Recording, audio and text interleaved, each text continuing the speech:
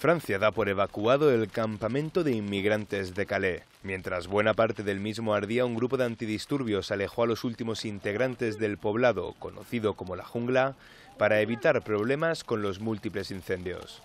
La delegada del gobierno de Calais indicó que el centro de selección funcionará hasta el final de la jornada para poder acoger a todos aquellos que quieran ir a uno de los 450 albergues de todo el país. Según las autoridades francesas, el puesto de selección ha registrado ya 5.000 personas y tienen previstas además 1.600 plazas para la jornada de hoy.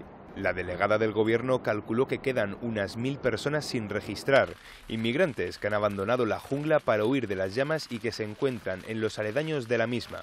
Y es que algunos mantienen que no quieren marcharse a los albergues propuestos por el gobierno francés, porque su intención sigue siendo pasar al Reino Unido de forma clandestina. De momento a este país han sido enviadas al menos 300 personas después de que se comprometiera con Francia a acoger a los que puedan demostrar que tienen familiares en el país.